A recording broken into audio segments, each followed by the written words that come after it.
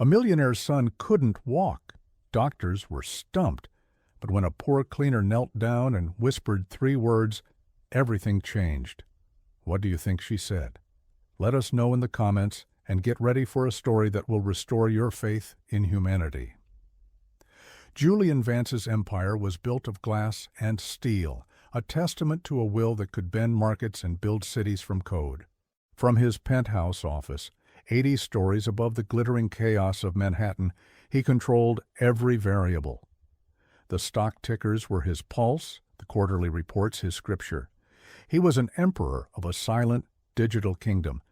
And yet, his heart was a barren throne. The silence in his life was deafening, a vacuum left by the death of his wife, Maya, 4 years ago. The only sound that ever mattered now was the one thing he couldn't fix, his son, Leo. 4 years old, a perfect, beautiful boy, with Julian's sharp eyes and Maya's gentle smile. But Leo did not run, he did not walk, he crawled. Specialists from across the globe had descended upon their sterile, art-filled apartment, their brows furrowed, their reports all saying the same thing. Physically, he is perfect. There is no medical reason. It was a puzzle Julian, a man who solved the impossible for a living, could not crack. Every doctor's conclusion felt like a personal failure, another crack in the foundation of his meticulously controlled world. This evening, the failure was particularly acute. Julian stood by the floor-to-ceiling windows, the city lights a blur of impotent power. In the reflection, he saw the scene behind him, Leo on a plush white rug, pushing a small wooden car, his legs tucked uselessly beneath him. And kneeling nearby was a woman he barely recognized. A cleaner, part of the night crew his building management employed.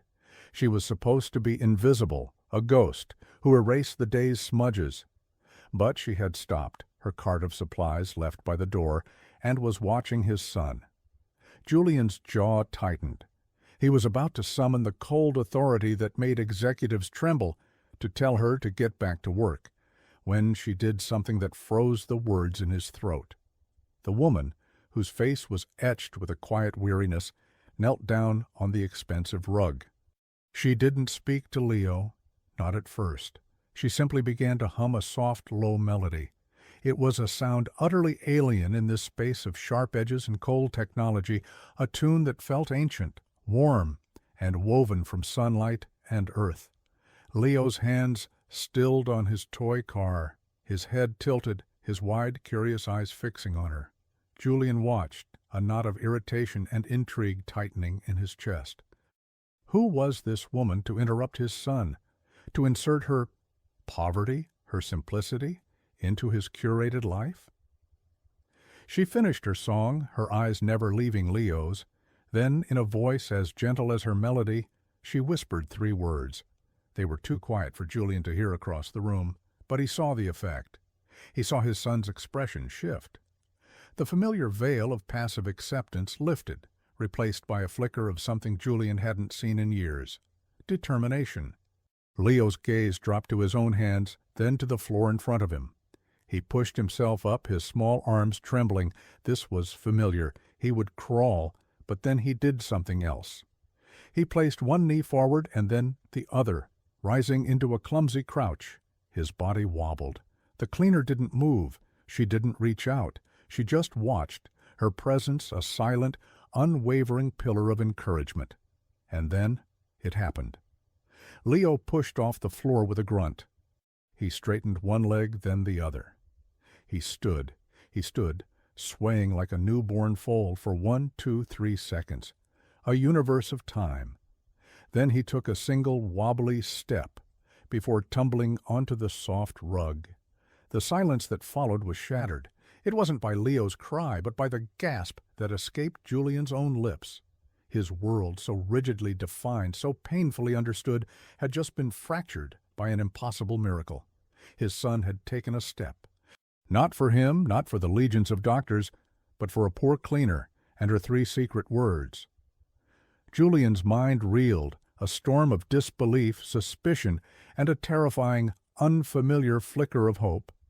He had to know what she'd said. He had to understand the power she held, a power that had eluded his billions. His investigation began not with a suspect, but with a miracle. Part 2. The Hunt for Truth. The next morning, the aftershock of the event still reverberated through Julian's sterile penthouse. The single clumsy step Leo had taken felt more significant than any multi-billion-dollar merger. It was an anomaly, an error in the code of his life, and Julian's mind, programmed for ruthless analysis, went into overdrive. He couldn't accept it as a miracle. Miracles weren't real. Systems were real. Leverage was real. This woman, the cleaner, had found a leverage point he had missed.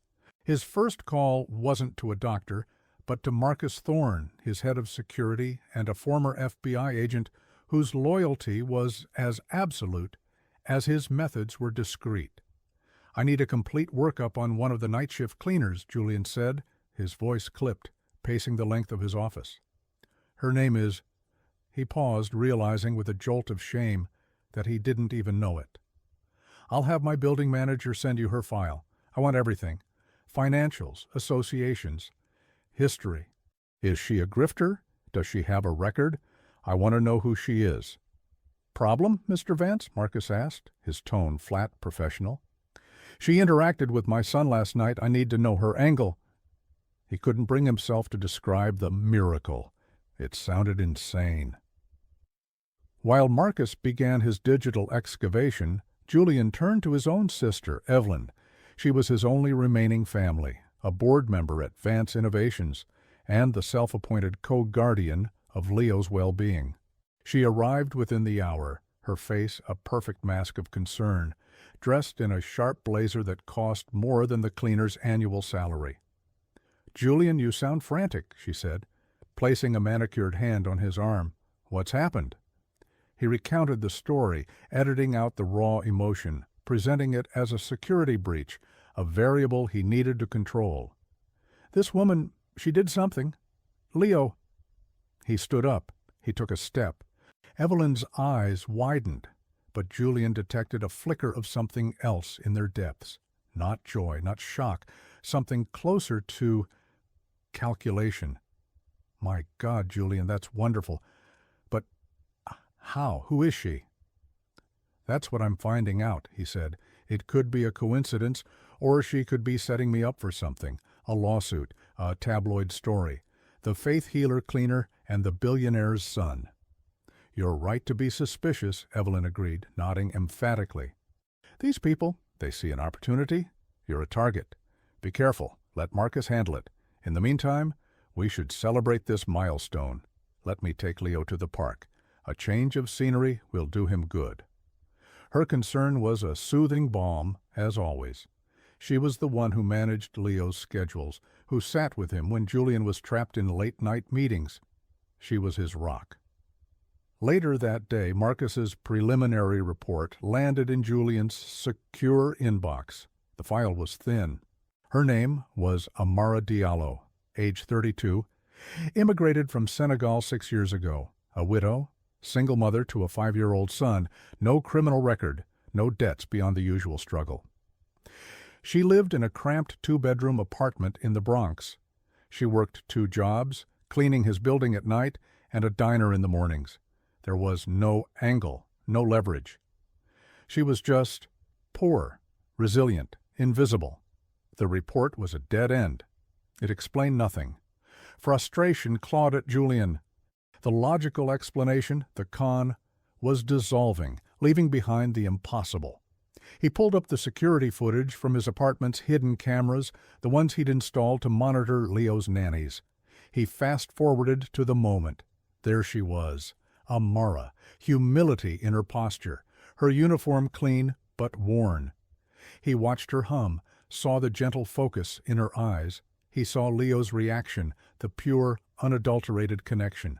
He cranked up the audio, straining to hear the 3 words. The microphone was too far away, her voice too soft. It was lost. He was about to close the file when his obsessive nature took over. He rewound, watching the entire hour she was in his apartment. He watched her dust his priceless art with methodical care. He watched her polish the glass table where he signed deals that shifted global economies, and then he saw it.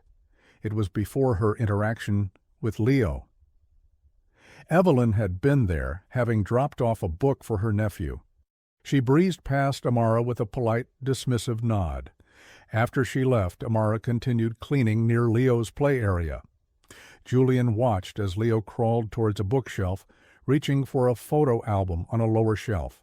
It was a picture of him and Maya, smiling on their honeymoon. As Leo's fingers brushed the album, Amara knelt. "She is beautiful," she said, her voice clear on the recording this time. "She has your smile." Leo looked at her, then back at the picture, a look of profound sadness on his little face. This wasn't the moment of the miracle, but it was a moment of connection. It was human. Then Julian's blood ran cold. He scrubbed back to footage from the day before. And the day before that. He was looking for Amara, but he found Evelyn. She was always there, and her interactions with Leo when she thought no one was watching were strange. She wasn't cruel, but she was constantly reinforcing his limitations. "Stay down here, sweetie. It's safer on the floor." "Careful, Leo. Standing is tricky. You might fall and get a big boo-boo." "Let Auntie Ev get that for you. No need for you to try so hard." They were words of caution, of love, weren't they? But seeing them compiled, one after another, they formed a pattern, a cage built of soft words, a psychological tether to the ground. His hunt for a con artist had led him somewhere far darker, far closer to home. The enemy wasn't the poor woman in the hallway. The enemy was in his house. Part 3. The Point of No Return. The security footage was a serpent coiling in Julian's gut. Each clip of Evelyn's cloying, cautious words to Leo was another squeeze. It wasn't a smoking gun. It was a fog, a pervasive, poisonous mist he was only now beginning to see. He needed more. He needed proof. He needed to understand what was a lie and what was the truth. And the only source of unvarnished truth, it seemed, was the woman he had just hours ago suspected of being a criminal. He found Amara Diallo's address in the Bronx. He drove himself, his custom-built Maybach, a black hole of wealth swallowing the gritty, vibrant street. The building's lobby smelled of bleach and old cooking oil. Peeling paint curled from the walls. It was another planet from his sleek, climate-controlled tower. This was reality. This was where life happened. Unfiltered. He knocked on her apartment door, 3B. The sound echoed in the narrow hallway. He felt profoundly out of place, a man in a $1,000 suit, standing before a door that looked like it could be pushed open with a firm shove. The door opened a crack, held by a chain. Amara's eyes, wide and startled, peered out at him. Recognition dawned, followed immediately by fear. "Mr. Vance?" "Ms. Diallo, Amara. May I have a word?" His voice was rougher than he intended. She hesitated, then slowly closed the door to undo the chain. She let him in without a word. The apartment was tiny but immaculately clean. The air was warm, smelling of spices he couldn't name. A little boy who looked a year or so older than Leo sat on the floor, stacking colorful blocks. He looked up at Julian with bright, curious eyes, a mirror of his mother's. This was her son. "I am sorry if I overstepped my bounds," Amara said immediately, her voice low, her hands twisting in the fabric of her worn skirt. "With your son. He looked sad. "I did not mean any disrespect." "You're not in trouble," Julian said quickly, surprising himself with the need to reassure her. He looked at the small, tidy room, the worn-out sofa, the framed photo of a smiling man on the wall, her late husband. This was a home built of love, not money. A wave of shame washed over him for his earlier suspicions. "What you did," he began, struggling for the right words. "No one else has been able to do that. The doctors, the therapists, no one." He took a step. She offered a small, sad smile. Children are not machines, Mr. Vance. You cannot fix them with money and manuals. They are hearts. You must speak to the heart." "What did you say to him?" Julian asked, the question that had been tormenting him. "The 3 words you whispered." Amara looked at her own son, who was now carefully placing a yellow block on his tower. "I saw him looking at the photograph of his mother. 'I have one like it,' she said, nodding to the picture on the wall. 'My son, Kofi, he asks about his father every day. I tell him his father is not gone. He is in here,' she said, touching her chest, 'and he is in you. He gave you his strong legs so you can run for both of you.'" She turned her gaze back to Julian, her eyes clear and direct, cutting through all his layers of wealth and power. "I looked at your son, and I saw the same ache. So I knelt down, and I whispered to him what I whisper to Kofi."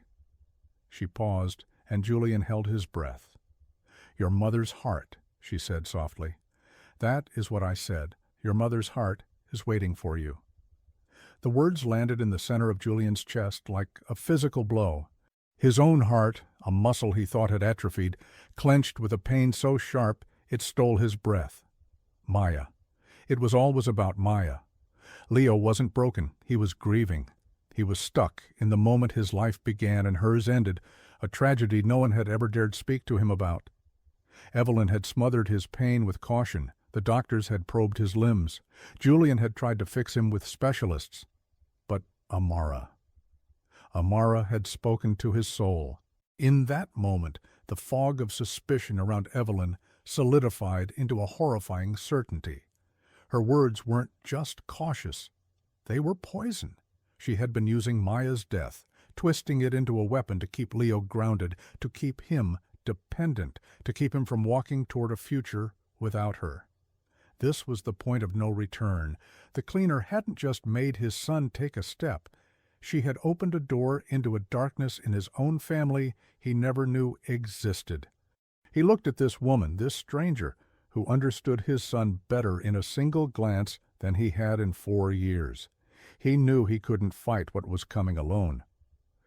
"I need your help," Julian Vance said, the words feeling foreign on his tongue. He was the man people begged for help. He never asked for it. But his empire meant nothing if he couldn't save his son. "I think my son is in danger." Part 4. Fragile Alliance. An alliance formed in that cramped Bronx apartment, fragile and unspoken. It was an alliance between the billionaire who had everything and the cleaner who had nothing but a wisdom he desperately needed. Julian offered Amara a job on the spot, not as a cleaner, but as a companion for Leo. He offered her a salary that made her eyes go wide, an apartment in his own building, a new life. Amara was hesitant. "Mr. Vance, I am not a nanny. I am not a therapist." "You're the only person who has seen him," Julian said, his voice raw with a sincerity he rarely displayed. "Truly seen him, please." She looked at her son, Kofi, and then back at Julian. She saw not an emperor, but a terrified father. She nodded. The transition was abrupt, a collision of 2 worlds.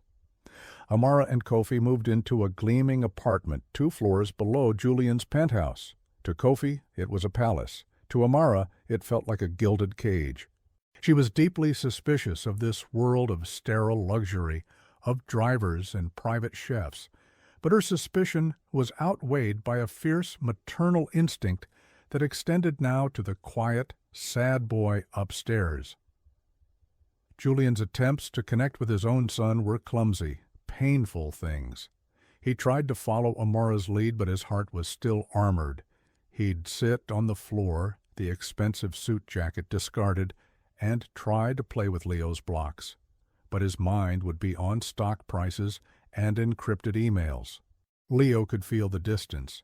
He remained polite, passive, and on the floor.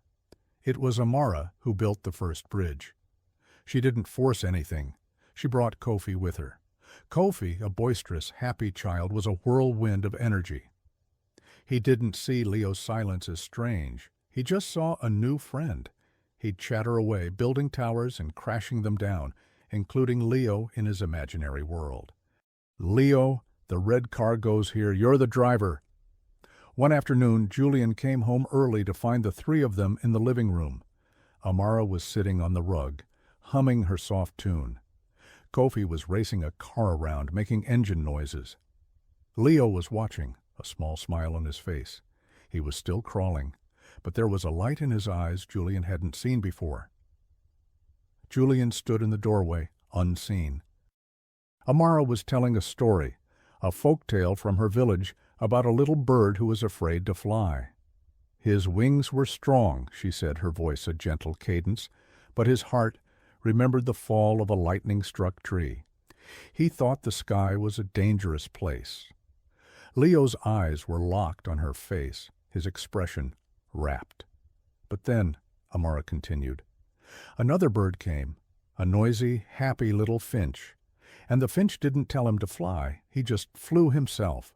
He swooped and he soared and he sang his song so loudly and joyfully that the little bird forgot to be scared. He just wanted to hear the song from up high. So he stretched his wings and he hopped." As she said the word hopped, Kofi hopped from one foot to the other. Leo giggled, a real bubbling laugh. The sound struck Julian like a physical force. He'd forgotten the sound of his son's laughter. Later, when the children were asleep, Julian found Amara in the kitchen. "Thank you," he said, the words inadequate. "He is a strong boy," she replied, her back to him as she washed a cup. "He just needs to be reminded that the world is not a place to fear." The implication hung in the air between them. Someone has taught him to be afraid. A shared look passed between them. The fragile alliance was hardening into a partnership. They were on the same side, united by their desire to protect a little boy from a threat they could both feel, but hadn't yet named. Julian felt a crack in his armor. For the first time, he wasn't just observing Leo's therapy, he was feeling it. He was starting to understand. The path forward wasn't about finding a cure, it was about undoing the damage. He sat down at the kitchen island, a place he usually only passed through, and for the first time asked Amara to tell him another story. A story about the little bird, a story about hope. Part 5.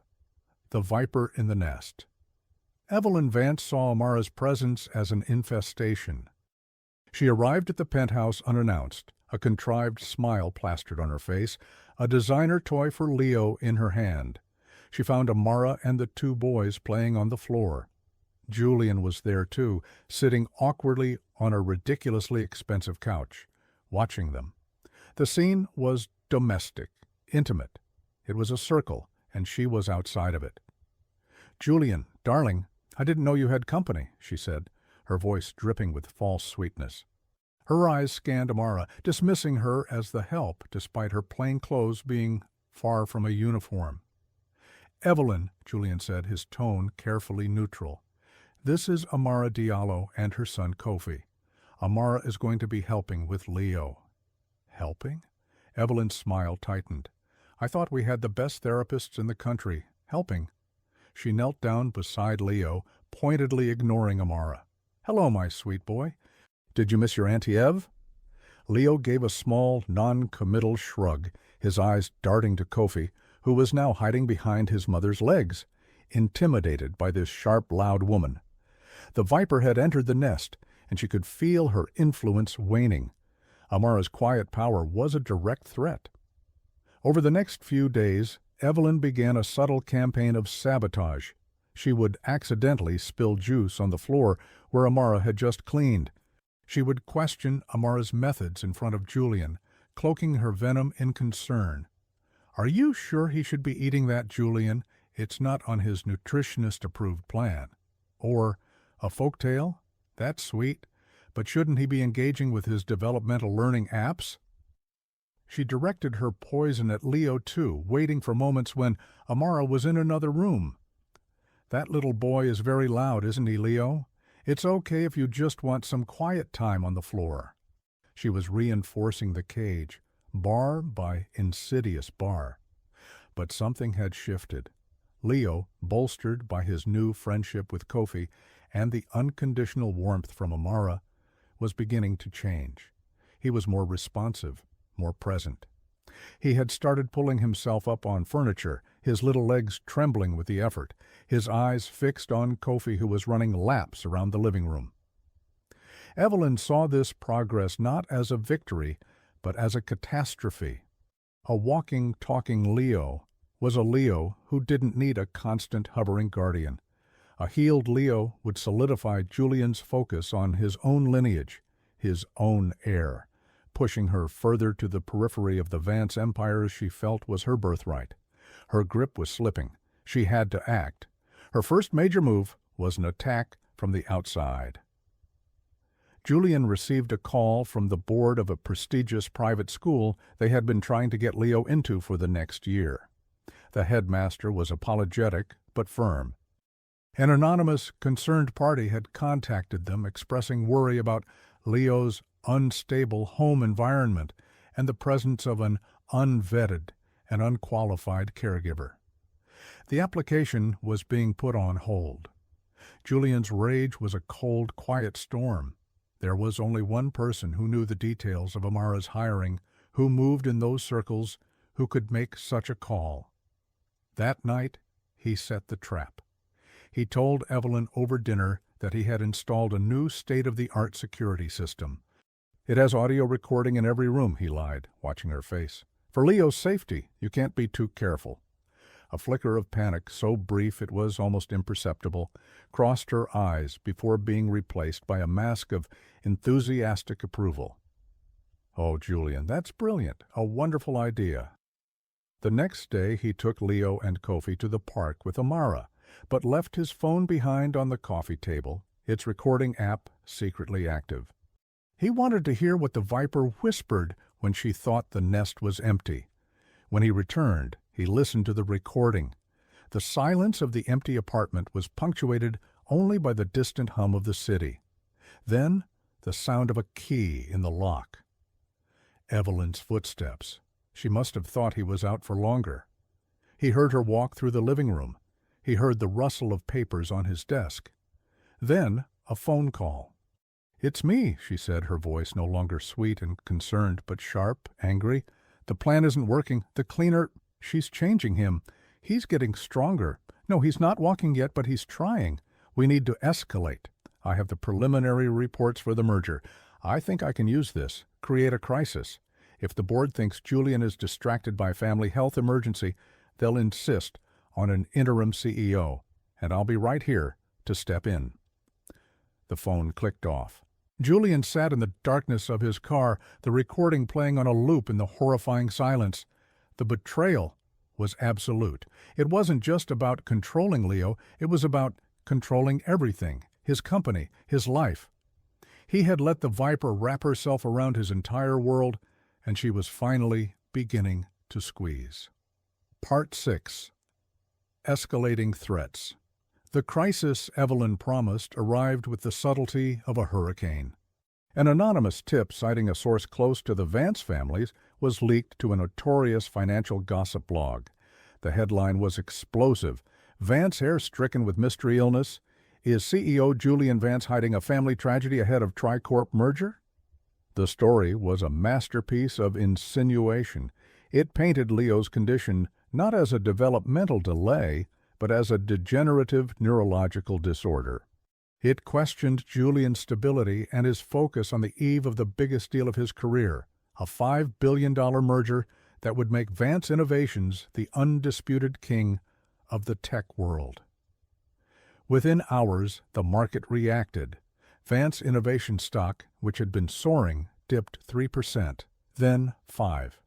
Phone calls flooded in from board members, from investors, from the executives at Tricorp. The air in Julian's office, once a sanctuary of control, now felt charged with panic and suspicion. "Julian, you have to make a statement," his PR chief urged, her face pale. "We need to kill this story now." "A statement saying what?" Julian shot back, pacing behind his desk. "That my son is fine? That will just invite more scrutiny. They'll demand pictures, doctors' reports. They'll put him under a microscope." The attack was brilliant in its cruelty. Evelyn had weaponized his love for his son.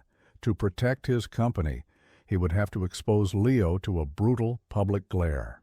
To protect Leo, he would have to let the company bleed. He went home that night to a storm. A literal one was breaking over the city, rain lashing against the penthouse windows. But the real storm was inside his home. A pack of paparazzi was camped outside the building's main entrance, their long-lensed cameras, like sniper rifles, aimed at his life. He found Amara in the living room, quietly reading a book to both boys, her calm as a small island in the tempest. But she looked up as he entered, and he could see the worry in her eyes. She had seen the news. "They are like vultures," she said, her voice laced with a quiet disgust he shared. "It was my sister," he said, the admission tasting like ash. "She leaked the story." Amara simply nodded. She was not surprised. "What she is doing to Leo, it is not about Leo, it is about you. He is just the rope in a tug-of-war." Her simple, devastating clarity cut through his rage. She was right. He had been so focused on Evelyn's methods, the whispers, the lies, that he hadn't fully grasped her motive. This was a coup, and his son was the battleground. The threats escalated. The board of directors called an emergency meeting.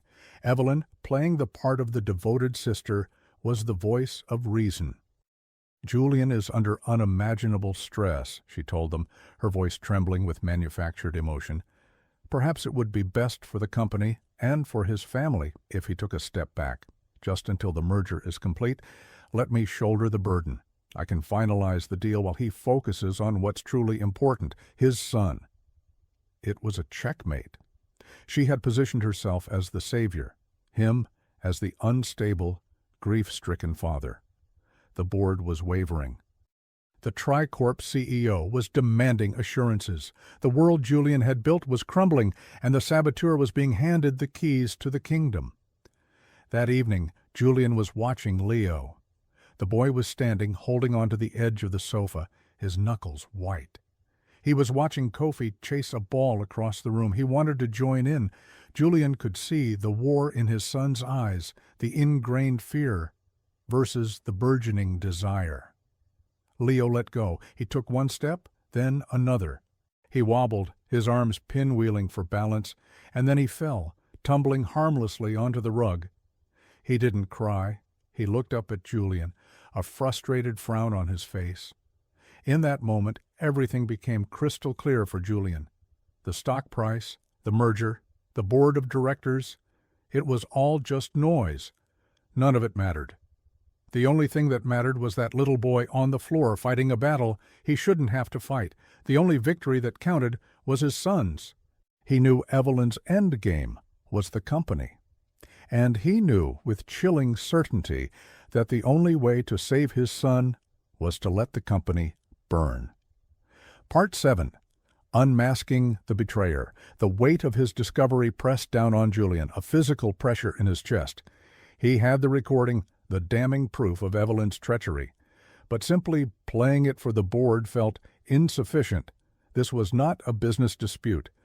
This was a betrayal of blood, a violation so profound it demanded more than a quiet dismissal. It demanded utter ruin. He needed to unmask her, not just as a corporate backstabber, but as the monster she was. He arranged a meeting, not in the sterile boardroom of Vance Innovations, but in his own home. He summoned the key board members, including the chairman, a longtime family friend, under the pretense of addressing the rumors about Leo head-on. He also asked Evelyn to be there to present a united family front. She agreed instantly, believing it was her moment of coronation, the final scene where the grateful brother would hand her the crown. Amara was there, a silent, steady presence in the background, with the boys. Julian had asked her to stay. He wanted the board to see the truth, the whole truth, and she was a part of it. The board members arrived, their faces grim, taking seats on the white leather sofas that felt more like a jury box than living room furniture. Evelyn sat beside Julian, occasionally placing a sympathetic hand on his arm, a perfect performance of supportive sisterhood. "Thank you all for coming," Julian began, his voice calm, measured. "I know there have been concerns about my family and how it might affect the Tricorp merger. I want to be transparent." He looked at Evelyn, a cold fire in his eyes. "The stories are true in a way. My son has been struggling. For years I believed it was a medical mystery. I brought in the best doctors, the best therapists. I was wrong. The issue wasn't medical. It was poison." A murmur went through the room. Evelyn's hand on his arm tightened, a warning. She shot him a look that said, "Don't you dare." He ignored her. A poison of words, of fear. A systematic campaign to convince a small child that he was broken, to convince him that standing up was dangerous, to keep him on the ground, dependent and controllable. He paused, letting the horror of his words sink in. The chairman, Arthur, leaned forward. "Julian, what are you saying?" "I'm saying," Julian said, his voice dropping to a near whisper, "that the person responsible for my son's condition and for the leak to the press is in this room." All eyes darted around. Evelyn went pale. "Julian, you're not well," she said, her voice shaking. "The stress, it's making you paranoid."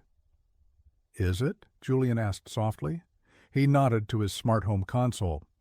"Computer, play audio file Evelyn." And then her voice filled the silent, cavernous room. The sharp, cold, calculating voice from the phone call. "The cleaner? She's changing him. He's getting stronger. We need to escalate. If the board thinks Julian is distracted by a family health emergency, they'll insist on an interim CEO, and I'll be right here to step in." The recording ended. The silence that followed was absolute, a crushing weight. Evelyn looked as if she'd been turned to stone. The mask of concern had shattered, revealing the raw, ugly ambition beneath. The board members stared at her, their expressions a mixture of shock and revulsion. "That can be faked," she finally spat, her voice shrill. "AI, deep fakes. Julian is trying to smear me." Julian didn't even look at her. He looked at Arthur. "There's more," he said. He played short, compiled clips from the security footage. Evelyn's voice, cooing and sweet, whispering to a toddler, "Careful, Leo, you might fall."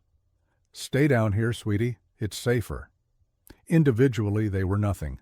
Together, they were the sound of psychological abuse, a pattern of sustained, malicious manipulation. It was then that Leo, drawn by the commotion, chose his moment. He had been standing by a chair, watching. He let go. He took one wobbly step, then another, then a third, his eyes fixed on one person, Amara. He walked, unsteady but determined, across the vast, open space of the rug. He reached her and buried his face in her legs, wrapping his small arms around her. He had walked. He had crossed the finish line of a race he never should have had to run. The sight broke the spell. It was the final, irrefutable proof. No one was looking at the stock prices anymore. They were looking at a little boy who had just overcome a mountain of fear, and at the woman who had put it there. The betrayal was unmasked, laid bare for all to see in the harsh light of the penthouse. Part 8. The Moral Gauntlet. The revelation of Evelyn's treachery sent a shock wave through the room, but the corporate machine, once in motion, was difficult to stop. The Tricorp merger was scheduled to be finalized in less than 24 hours. The contracts were drawn, the press releases written. Julian's exposure of his sister had neutralized her personal threat, but it had amplified the corporate one. The emergency board meeting reconvened in the stark, impersonal silence of the Vance Innovations boardroom later that night. The mood was funereal. Arthur, the chairman, laid out the grim reality. "Julian, this is a disaster. The Tricorp board is spooked. The story isn't just about Leo anymore. It's about a family at war. They see instability at the highest level. They're threatening to pull out." One of the other board members, a ruthless financier named Sterling, chimed in. "They've given us an ultimatum. They'll proceed with the merger on one condition. You step down as CEO. They want a new face, someone untouched by this mess. They've even suggested Evelyn, believe it or not. They see her as the one who tried to stabilize the ship. Her corporate maneuvering had been that effective on the outside. Julian felt a surge of ice-cold fury. They would reward the saboteur? They would punish the victim? "That's insane," Julian said, his voice dangerously low. "And it's business," Sterling countered. "This deal is worth $5 billion. It's the culmination of a decade of your work.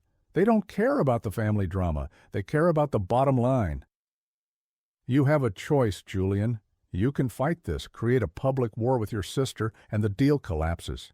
The company loses billions, maybe never recovers, or you can make the sacrifice, sign the papers, step aside, and save your empire. Let us handle Evelyn." It was the ultimate gauntlet. The final test. His entire professional life, his legacy, the empire he had built from nothing on one side. His new, fragile, hard-won life with his son on the other. He could see the path they wanted him to take, the logical one. Sign the deal, secure the company's future, and then quietly, legally, deal with Evelyn. It was the move the old Julian Vance would have made without hesitation, protect the empire at all costs. But he wasn't the old Julian Vance anymore. He thought of Leo's determined, wobbly steps. He thought of Amara's quiet wisdom. He is not a machine. He is a heart. The decision crystallized, not in his head, but in his gut. It was immediate. It was absolute. He stood up, the force of his movement drawing every eye in the room. "There will be a press conference tomorrow morning at 9 a.m., he announced, his voice ringing with an authority they had not heard before. "Inform Tricorp and the media. I will be making a full statement." "What are you going to say?" Arthur asked, his voice laced with dread. Julian looked at the faces around the table, men who measured life in profits and losses. He felt a profound distance from them, as if he were speaking a language they could no longer understand. "I'm going to tell the truth," he said, "all of it." He walked out of the boardroom without another word, leaving them in stunned silence. He was walking away from the deal, from the logic of the market, from the cold calculus of power. He was choosing his son. He was choosing to protect Leo's heart, not his own stock price. He was choosing to burn the empire to the ground to keep his family warm. The moral gauntlet had been thrown down, and he had chosen his side. There was no going back. Part 9. Confrontation and Exile. The morning of the press conference dawned gray and stormy, the sky a reflection of Julian's mood. The ballroom of a downtown hotel was packed. Reporters, investors, employees, the entire world he had built was waiting to hear him speak. Backstage, his PR chief was practically vibrating with anxiety, pleading with him to read a pre-written statement that smoothed over the ugly truth. Julian crumpled it in his fist. Before he went out, he had one final confrontation. He had summoned Evelyn to a small, private room. She arrived looking haggard but defiant, dressed in a power suit that now looked like a costume. "What is this, Julian?" she demanded. "A final public humiliation?" "This is a final chance for you to understand what you've done," he said, his voice devoid of heat, filled only with a vast empty coldness. "You didn't just try to steal a company. You tried to steal my son's future. You tried to break him, to keep him small, so you could feel big." "I did what I had to do," she shot back, her voice cracking. "This company was supposed to be mine, too. Father always favored you. He saw you, and he never saw me. I built this with you. And then you had him," she spat, her face contorting with a jealousy so potent it was terrifying. "The precious heir, the one who would get it all. I was being erased, Julian. I just wanted my share." "There is no share of a child's soul, Evelyn," he said, the words falling like stones into the silence between them. "You are my sister, my only family, and you did this. There's no coming back from it." He turned to leave. "You have 2 hours to clear out your office," he said over his shoulder. "Your shares in the company will be bought out at today's opening price, whatever it may be after my speech. A car will take you to the airport. Don't come back." He walked away, leaving her there, finally and truly alone. The exile was complete. He stepped onto the stage, the flashbulbs a blinding onslaught. He walked to the podium, adjusted the microphone, and looked out at the sea of expectant faces. He saw Arthur and the board in the front row, their expressions tense. "Good morning," he began, his voice steady, amplified through the massive room. "I'm sure you're all expecting a statement about the Tricorp merger and the future of Vance Innovations." He paused. "The merger is off." A collective gasp went through the room. The stock ticker, visible on a large screen, immediately showed VNC in a nosedive. "Today, I'm not here to talk about business," he continued, ignoring the chaos. "I'm here to talk about my son. For 4 years, my son, Leo, did not walk. The finest doctors in the world could not tell me why. The truth is, he was the victim of a terrible, quiet abuse. A campaign of fear, perpetrated by someone he trusted. Someone I trusted. He laid it all out. The whispers, the manipulation, the lies. He didn't name Evelyn, but he didn't have to. He spoke of the betrayal, the leak to the press, and the attempt to seize control of his company. He stripped the entire sordid story bare. "I have spent my life building an empire of code and commerce," he said, his voice thick with emotion for the first time. "And in the process, I almost lost the only thing that will ever truly matter. My son taught me that some things cannot be fixed. They must be healed. And healing takes time. It takes presence." "Effective immediately," he announced, the final words landing like a hammer blow. "I am taking an indefinite leave of absence as CEO of Vance Innovations. My priority is not this company. My priority is my son. It is teaching him to run, to climb, and to never ever be afraid of the sky," he finished, leaving the room in stunned, ringing silence. He had done it. He had chosen. He walked off the stage, not looking back at the empire he had just set on fire, feeling lighter than he had in years. In the wings, Amara was waiting, holding his coat. She didn't say a word. She just smiled, a look of profound respect in her eyes. It was all the validation he needed. Part 10. The New Kingdom. 6 months later. The autumn sun cast a warm, golden glow over Central Park. The leaves were a riot of red and orange, and the air was crisp with the promise of change. Julian Vance sat on a park bench, not a phone in sight. He wore jeans and a simple sweater, looking less like a billionaire and more like any other dad on a Tuesday afternoon. His empire had survived. After the initial freefall, the story of his choice, the ultimate sacrifice of power for family, had perversely become a legend. It was a story of integrity. The board had appointed a new, competent CEO, and under their steady hand, the company had stabilized. It was smaller, leaner, without the Tricorp merger, but it was solid. Julian was still the majority shareholder, but the daily operations were a world away. His world was right here, on the great lawn. A shout of laughter drew his attention. Leo, his face alight with pure joy, was chasing a soccer ball, his little legs pumping furiously. He was no longer wobbly. He was fast, confident, a blur of motion. Running alongside him was Kofi, the two of them a seamless team, their laughter echoing in the open air. Amara stood nearby watching them, a serene smile on her face. She had become an indispensable part of their lives, not as an employee, but as family. She was the quiet anchor, the steady heart that had taught Julian's own heart how to beat again. Her wisdom, her stories, her simple presence had healed them all. Leo kicked the ball, sending it rolling towards the bench. He ran after it, scooping it up before it reached Julian. He looked up at his father, his eyes, once clouded with a quiet sadness, now shone with a brilliant, fierce light. "Daddy, watch this!" he yelled.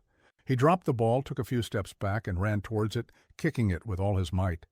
The ball sailed through the air in a perfect arc, landing near a cluster of trees. "Wow," Julian said, his voice filled with genuine awe. "That was a CEO kick, if I've ever seen one." Leo giggled and ran back, launching himself into Julian's lap. Julian wrapped his arms around him, burying his face in his son's hair, breathing in the simple, perfect scent of him. This was his new kingdom. It wasn't built of glass and steel, but of laughter, scraped knees, and unconditional love. It was smaller than his old empire and infinitely more valuable.